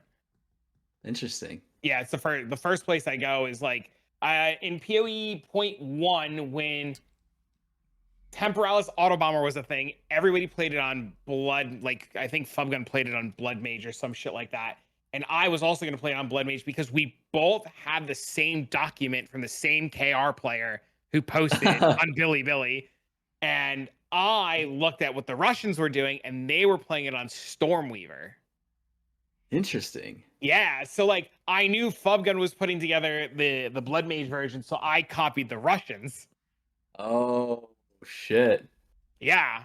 So like they knew all that tech like a week before all of us. Damn. Yeah. I need to get some fucking Korean, Russian, Chinese friends. Well, okay, so like this league, right? Like this league, for example, the Alva stuff, right? The Alva and breach farming stuff. One of the first people that I saw doing it was Sakaiba. Oh shit. Like Sakaiba 9, like the guy the Russian guy. Yeah. Oh, where'd the KB build come from? Russian guy? The Russian guy. Shit. Yeah. All right. I actually know a couple Russians. So this league might be my league. There you go. Oh. Yeah, just something to think about. Yeah, for sure. That's crazy. I'm surprised that like they don't. I'm surprised that they give that information out so like easily, you know, like they're just putting it in forums. They're not like, you know, like gatekeeping okay. it. So the stuff that's gate kept is like the Duping. shit that you're not allowed to do. You know, the stuff that we won't advertise here, right? Yeah. Got you. That stuff's all kept tight behind closed doors. But outside of NA, like they share everything. They'd rather like if we figure this out together and everybody benefits from this, we take advantage of everybody benefiting from it. Which is one of the reasons why, like, when I'm told like stuff, if you don't tell, like if you came to me tomorrow and you're like, Trav, I got this really cooked, cracked farming build, we should do it. And you don't say specifically to me, don't tell anybody. Yeah. We're gonna tell people. Everybody gonna right? know. Right. Because you like it's a community-based game at the end of the day, right? Like I remember, and like a lot of my content is driven around this. I remember the days of not having 5 div to my name. That's why a lot of my content is like tailored towards like newer players. I never want to be the guy that can't make 5 div, and I never want anybody to feel like the guy that can't make 5 div. So like I spent a lot of my time teaching people to not be that person again. So yeah. So speaking of teaching players and what you do, and that's, you know, kind of how you got into your career and path choice into the Path of Exile. How did you, Farmer, how did you get into, you said you're relatively new to streaming. How did you get into the whole Path of Exile streaming career and the world of Ray class? What got you into that journey of going down that road? Yeah. So I don't know, like I for whatever reason, I was always just like attracted to like the like economies in video games. Like RuneScape, for example, I would be like the goblin who like wasn't actually playing the game and was just doing trades and like that kind of stuff. I don't know what, like I think maybe it's just because like I kind of realized early on, like any game that has an economy, like the actual best way to make money is almost always to play the economy and not to do like whatever high level farm. It's always to just like play with the economy. So I specifically in Path of Exile 2 tried not to do that, and I was like avoiding it. I was pretty much SSF for the most part, and then I actually like discovered through a Captain Lance video. He was like explaining like weighted sums, and I was like, holy shit, this is so broken for like finding items that you want, because it's not just like if you type in like 2 or 3 stats, you can only find 2 or 3 stats. But if you type in a weighted sum, you're gonna find like, I mean, the way the math works is it could be like, you know, hundreds of iterations of different combinations that have the same value, and it just opens up your search pool by so much. And I was just doing that, and I was like trying to buy. I was playing Spark, right? It was Spark Mage. It was on launch, right? It was the first patch, and I was just trying to find a wand that I could buy. And I was looking at the weighted sum, and I was like, okay, like these all like look the same. And then I realized, oh shit, like if we like a lot of these have the same weighted sum, but some of these have open affixes on them, right? So, which means that like we have a chance where we can, these are all the same costs. So if I buy a wand with the same cost with an open affix, I can just buy that wand in Exalt Slam, and if I hit, there's a chance that like the weighted sum goes up, like the value of the wand goes up. And I just kept doing that until I got a wand that like I thought was good enough for myself.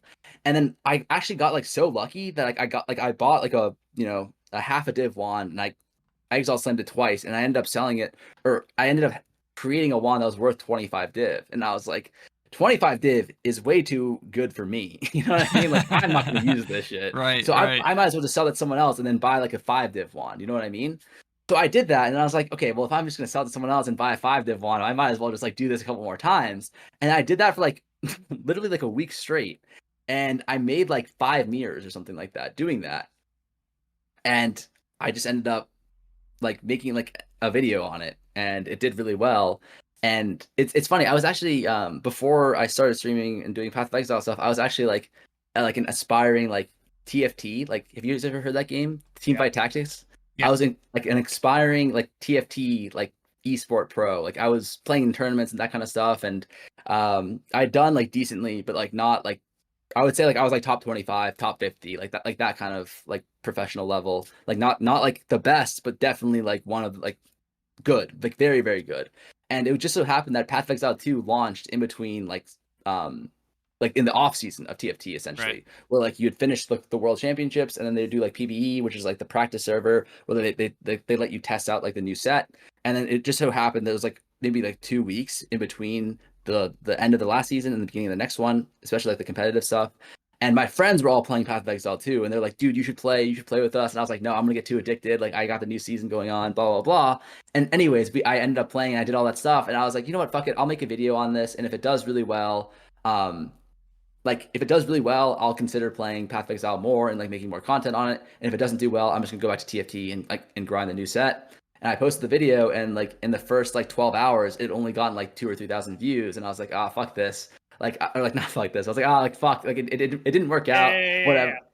Whatever. And like I'll just go play TFT, and then like funnily enough, I'm a pretty good like online poker player, and I was just like playing online poker for like the weekend, and I was like making a lot of money, and I was like, oh, maybe I should like play some like poker more or whatever. And then my friends were just like, hey, like you should check your video, like it like you should just check your video again, like it's doing a lot better or something. And I checked back, and I was like, holy shit, it has like 50,000 views now, whatever. And I was like, all right, fuck it, let me give this a try, and like I'll make more content because I can do this again with other stuff, blah blah blah. And I just kept making videos, and they kind of kept doing well. And then I started streaming a little bit, and I started building a little bit of a following that way. But it was really just like a kind of a lucky situation where I was just like, fuck it, I'm just gonna throw a stone in here, and if it like lands well, then like I'll like run with it. Yeah, I'll throw it up. And if we get a bucket, we get a bucket. If not, you know, there's like I had another interest that I was going down, and yeah. Hey, man. You and I have the exact same story. Oh, really? Almost down to it. Yeah, I was a horror game streamer forever. I did horror, and I went from horror to ARPG. Damn. And I was quitting streaming, and I was done. I was like applying to jobs. I was on my 4th interview with a company, and I was like, well, if I get this job, we're out. Like, we're done. So long. See you later. Yeah. And Local Hall and Guitar Holic during Calandra League told me to put the idea that I had for Path of Exile, because I wasn't a Path of Exile streamer at the time, I was playing Lost Ark, to put my Path of Exile idea into YouTube and see what would happen. Because I loved Calandra League. I thought Calandra League was great. So I put a video the last day that I was going to ever stream, the day that I was quitting. I was going to like do my stream and then be like, all right, guys, you know, lights out. See you later. Yeah. It's been fun.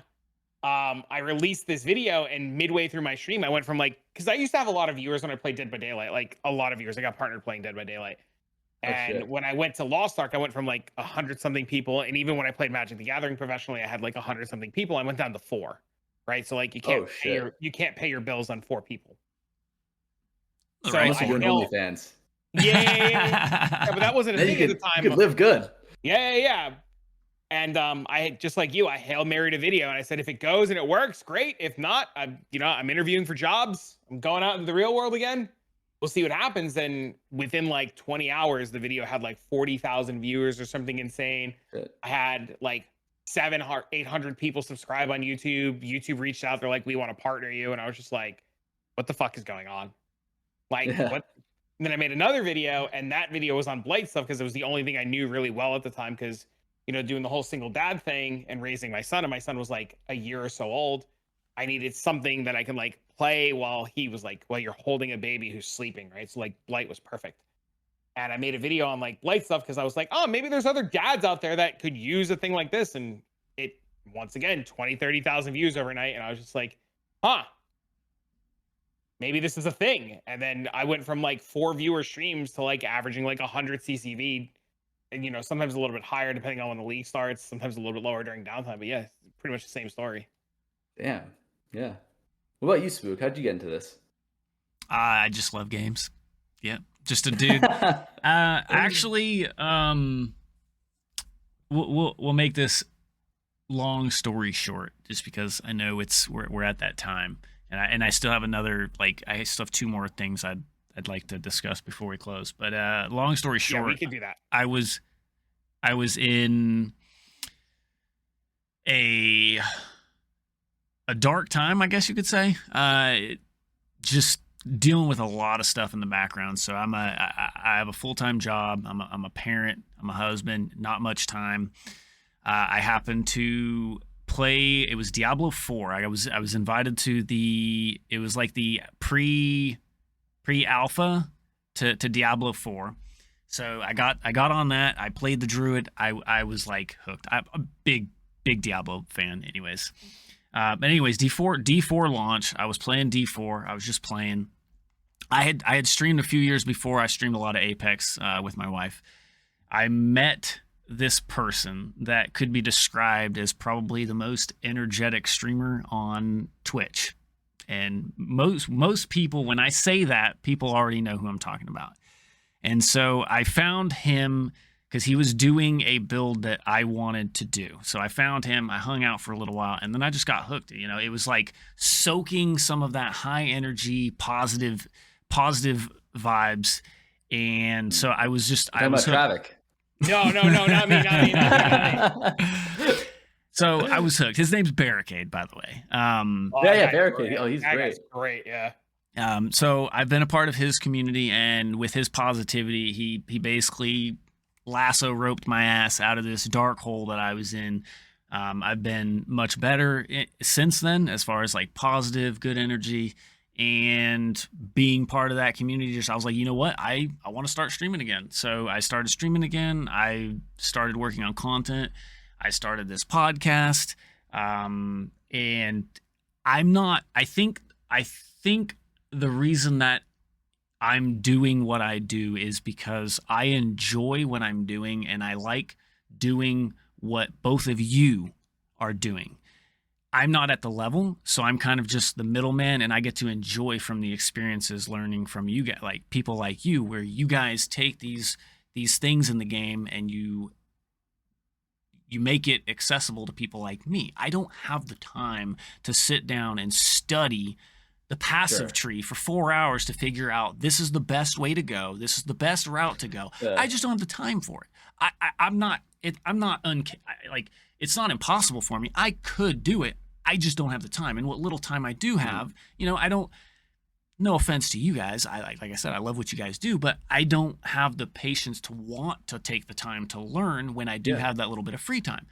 So I found out that there's a lot of people out there that are just like that. So I do envelop myself around other people like Travic. I've learned everything that I've learned from Travic. I've basically just catered it down to more people like Travic, or like Travic's tailoring his content too, or you know, I take that information and I disseminate it to the people while just having fun, hanging out, and creating a community that is like-minded, positive, high energy, just having a good time, bringing people together. I'm trying to essentially make gaming what it used to be. You know, it's having fun, hanging out with people that you want to. And that's awesome, yeah.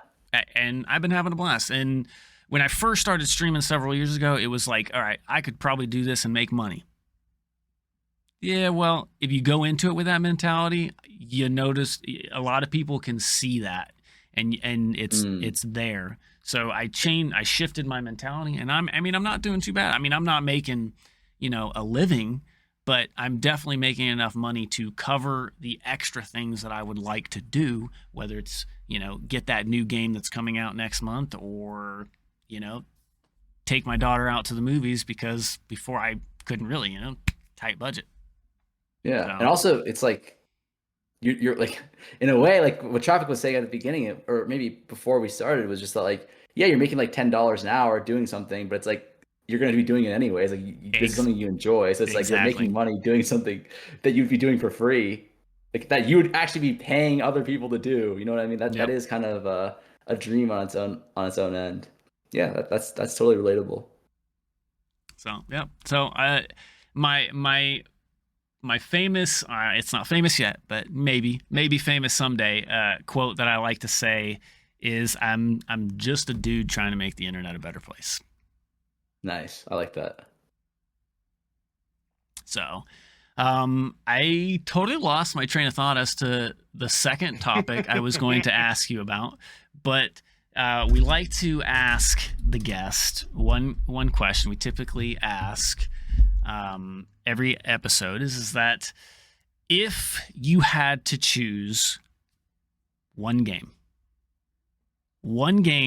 out of all the games that's ever existed, whether it was in your childhood, whether it's a current game now or whether it's a game you played in the past, because games change and evolve over the years, right? Like Diablo 2 is just not, it's not as good now as it was then, right? Because as games become more popular and different mechanics and new innovative things are being brought to games, you know, Diablo 2 will be a timeless forever, right? It's one of the greatest games. Yeah. We hands down agree. It's one of those epic games that was ahead of its time, right? Yeah, for sure. So with that being said, if you had to choose one game, what game would that be and why? That's a fucking, you asked this to everyone? Like, that's a tough question, man. What the? And we get the same what response. What the hell, man? It is. It's hard. That's like, okay. There's got to be one that stands out. Like, and it doesn't have to be a game you're playing now either, you know, and it can be in whatever state. Cause like there's MMOs that were absolutely phenomenal during their peak performance, but now it's like, yeah, I would never go play that MMO right now. Okay. Like the cringe answer that I could give you is just like Path of Exile 2. I love this game, man. I love this game. I could play this game every single day for the rest of my life and be happy. But I think the better answer I think that I could give you, or like, I don't know, maybe like the less, but it's hard to say because like PoE 2 is also like my job, so it's like, you know, there is that benefit. But is it a job? Is it a job though? That's true. It's like I've always been told, you know, if you love what you do, it's not really a job. For sure. I'm just saying, like, I do have some biases with PoE 2, but like I think to answer like the spirit of your question, it would be League of Legends. Back when I was in high school, because me and my friends, like, we would get together literally every weekend and do a LAN, and like it'd be like 5 of us, and it's just like that's probably like the best memories. Like I think I had a pretty like diverse life as a kid, like not as diverse as Travic. Like I mean, like, this motherfucker. I mean, you can't get into some of the shit that he's seen and he's done. Like compared to him, like I've lived a very like vanilla life. Okay, but I mean to say like. Like in high school, like I played sports, like I really enjoyed sports and like competition, like that kind of stuff. But I was also like a huge nerd, and I would say the fondest memories of my time in high school, college, that kind of stuff wasn't like going to parties or shit. It was like playing League 5 mans with the boys. You know what I mean? That was just the best. It was toxic as fuck. We would be like flaming each other. We'd be flaming the enemy team. Like we were not good people. Like, we were not good people, man. But it was just like, I mean, I played with my friends like last night for the first time in a few months. And it was just like the same thing. It's like for some reason that game, like we get in there and it's just like we play the game and it's just like it makes sense, you know. It makes sense. And also like we were different people. Like even now we're different people. Nope. Like in a world like there's a world where like if League of Legends didn't exist, like we wouldn't be friends. Yep. But like for some reason, like it just when we're playing League together, it's like I'm a bad person. Like some of my friends are like really good people. Like I think like really fucked up shit is hilarious, and I make some like fucked up jokes. But like I have other friends who are like just good people who like you'll say like something that's hilarious but fucked up, and they just won't get it at all. But like for some reason, like when we're playing League together, like it makes sense. Like our personalities probably don't mesh, but like when we're together gaming, it works. I get that. That's one of the reasons I came off of first-person shooters. That's like I didn't want to be that toxic person anymore. I love first-person shooters, but the moment I turn that first-person shooter on, I'm just like, all right, you suck. All right, you need to go do over here. You're better on the tank. Switch to the damn tank. You're not DPS anymore. You're 0 for 4. Get your ass back on tank. Yeah, exactly. But I think that's probably like in essence, like I think it just holds that place in my heart where it's just like all that's awesome. Like all yeah, no, that's awesome, and that's wholesome. I love that answer. I loved League of Legends. I was the dude that sucked at the game, but yeah, I always loved it. I love to watch the people play at the highest levels because I never could. Yeah. It's so awesome to just see some of those like ganks 2v1s that come out of nowhere, somebody in the bushes. Yeah. It's an awesome game to watch. Travic was probably like challenger player while playing Blight and feeding his kid. I have really good League of Legends stories that every time I tell them, people don't believe. Like, I was really good friends with Aframu. We played together. I was really good friends. Really? Yeah, like I was good friends with a couple other pros, and we were all on the same team at one point. I was at IEM New York when Phantom Lord ran down mid. I was friends with Phantom Lord for a long time. We were like Skype buddies. We would like hang out and talk all the time. And I was around when he originally pitched the idea for the CS:GO stuff, and I bailed on that. Yeah, I have old League stories. Damn. Yeah. I live the Travic life, has seen man. it all, chat. In case you didn't know, Travic, you should ask Travic in his stream sometime. He's seen it all. He's experienced life in every shape of every form. You know, I tell these stories, and 90% of the time people don't believe me, and it's like I just laugh a little because like I know the life that I've lived, and I've known the stuff that I've lived through, and I never expect anybody ever to believe any of my stories because they're so wild. But yeah, dude, I've had a life, man. Nice. The wildest League story I have is wait, what's that guy's name? The super top Hashinchin. I solo killed Hashinchin in one of my games, and he raged on stream. That's my best League story. That's cool. Hey, you know, that's cool. All right, yeah. Well, it was a topic. Definitely an awesome chat. Thanks for giving us the pleasure of having you as a guest star on an episode of Loot Farming and Gossip. Yeah, thank you guys so much for having me. It's been a lot of fun. I learned some stuff that about the game, about you as people, about what I'm missing in my life. Oh, I missed much. So with that thank you guys being for having me. Yeah, absolutely, dude. It's been a pleasure. These talks are always so awesome to get inside the head and kind of a little bit of the backstory of people that you ordinarily wouldn't get that chance to, you know, because you have the things that you got to do. You know, you stay true to your lane, like you said. It's a job. You do what you got to do. You don't always get the time to kind of just dive into your brain and kind of pick your brain for a few questions or the kind of, you know, all that good stuff. So it was really good. I appreciate you. Thank you for taking the time to spend it here with us. But for any of our viewers or people that are hanging out and would like to know or check you out, where can our viewers and friends find the farmer?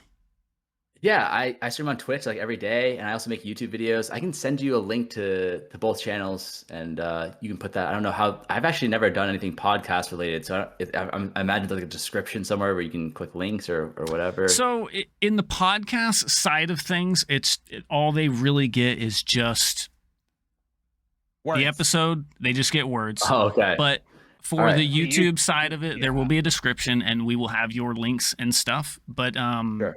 go ahead and tell people your name as far as your online name. Yeah, I got a cringe gamer tag from it's like an Xbox Live tag. It's XtheFarmerX on Twitch, and it's like I think XtheFarmerX PoE2 _ PoE2 on YouTube. If you just look at XtheFarmerX on YouTube, you'll be able to find me. I do a lot of like guides on like crafting and like profit trading, like Hideout Warrior shit. And I do like a lot of like zero to mirror challenges where like, you know, I start as like from broke to like how I would build up all my currency, that kind of stuff. Yeah. Yeah, I mean, I suck though, so don't watch my videos or anything like that. Oh Jesus. Hey, I've watched some of your content, and I know that's a lie. You're being very humble, but we appreciate it. Good people, man. Good people. Anything you'd like to add to the end there, Travic? I'm just glad we did it, man. I thought, you know, you were one of the people that a lot of people were like, oh my God, can we talk to him? And I was like, yeah, we'll talk to him.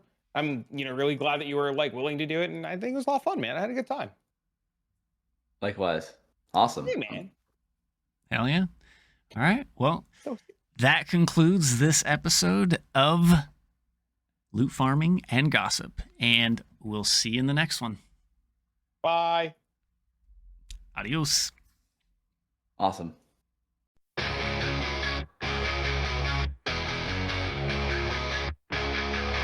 Static buzz in the midnight air. Travic and Spooker in the gamer's lair. Loot drops falling like a neon rain. Pixel worlds driving us insane. Halo rings light up the fight. Sonic speed blurs through the night. Diablo's demons in the dungeon's bright.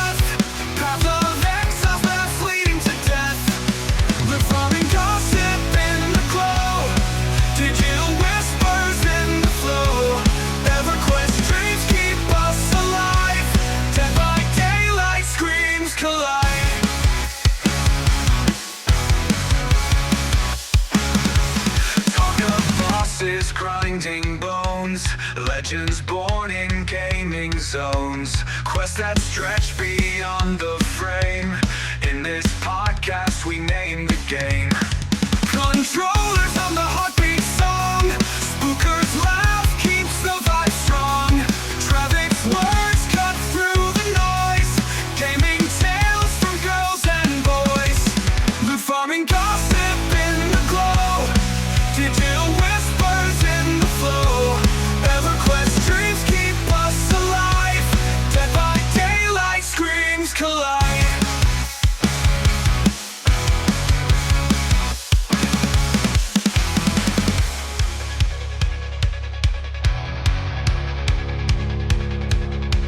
Controllers on the heartbeat song, Spooker's laugh keeps the vibe strong, Travic's words cut through the noise, gaming tales from girls and boys.